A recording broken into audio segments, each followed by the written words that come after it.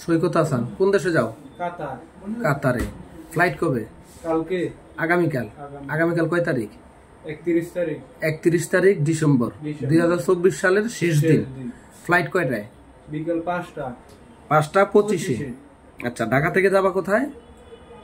চেন্নাই। ঢাকা থেকে যাবা চেন্নাই, চেন্নাই থেকে যাবা হচ্ছে কই? কাতার। কাতার, অর্থাৎ ট্রানজিট ফ্লাইট। Transit flight. ঠিক আছে, ঢাকা থেকে ফ্লাইট হলো কয়টায়? 5:25। 5:25। চেন্নাই যায় পৌঁছাবে কটায়? 7:45। আচ্ছা, চেন্নাই থেকে আবার বিমান সার্ভে হইলো তোমার 3:30। 3:30। ঠিক আছে, যায় পৌঁছাবে কয়টায়? 6:05। আচ্ছা, এই যে ticket, passport, manpower card, A to Z বুঝে পাইছো? কন্ট্রাক্ট পেপার বুঝে পাইছো? কন্ট্রাক্ট পেপারে কয় টাকা বেতন, কয় ঘন্টা ডিউটি, সবকিছু বুঝে পাইছো? পড়ছো? পড়ে তুই সিগনেচার করছো? আচ্ছা, তাহলে কোনো কিছু বুঝে পাওয়ার বাকি নাই। আচ্ছা, টিকিট আর পাসপোর্ট যেটা তোমার হাতে আছে, বাংলাদেশ থেকে কাতার এয়ারপোর্ট যাওয়া পর্যন্ত এটাই তোমার হাতে থাকবে, আদারওয়াইজ কোনো কিছু হাতে রাখার দরকার নেই।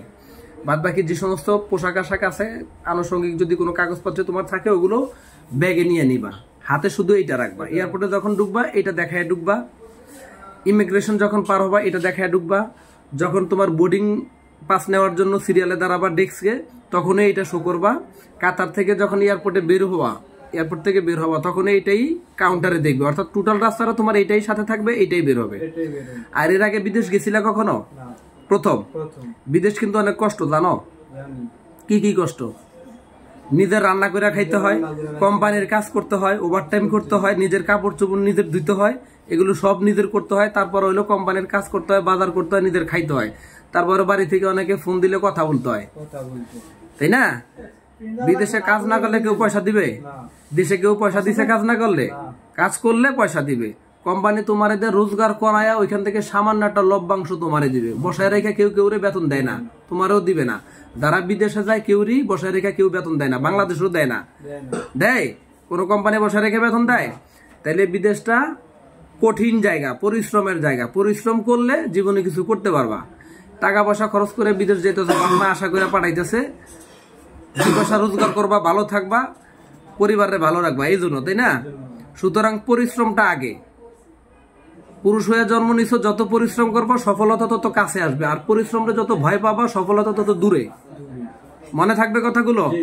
আচ্ছা, আর বিদেশে যাচ্ছ, সুবিধা অসুবিধা হইলে বাড়ি থেকে জানানোর আগে অফিসে জানাবা। কারে জানাবা? অফিসে। কোনো প্রবলেম হইলে সমস্যার সমাধান কি বাড়ি থেকে করবে? কোথায় করবে? অফিসে জানাইতে হবে যে আমার এই প্রবলেম আছে, এটা সমস্যা আছে, সমাধান করেন। আর যেখানে কাজ করবা, যারা ফোরম্যান থাকে, সুপারভাইজার থাকে, কোম্পানির লোকজন থাকে, এদের সাথে সবসময় গুড রিলেশন রাখবা, ভালো সম্পর্ক। মনে থাকবে কথাগুলো? এই যে কথাগুলো বলছি এগুলো খুব গুরুত্বপূর্ণ কথা, এগুলো মনে রাখবা। ওকে, তাইলে তোমার ফ্লাইট হলো 5:25। তুমি ফ্লাইটের ন্যূনতম 3 ঘন্টা আগে এয়ারপোর্টের ভিতরে থাকবা। কয় ঘন্টা আগে? 3 ঘন্টা। এখন সবকিছু বুঝাই দেওয়ার পরে যদি বিমান ধরতে না পারো, তোমার রেখে বিমান চলে যায়, এর দায়ভার কিন্তু তোমার, আমাদের না। আমরা সবকিছু বুঝাই দিছি। এরপর আবার যদি টিকিট কাটা লাগে, সম্পূর্ণ জরিমানা তোমার টাকাতে টিকিট কাটতে হবে। সুতরাং এয়ারপোর্টে যেহেতু তুমি নতুন মানুষ, আগে যাও নাই, ন্যূনতম 3 ঘন্টা আগে এয়ারপোর্টের ভিতরে ঢুকবা। মনে থাকবে? ওকে, ঠিক আছে।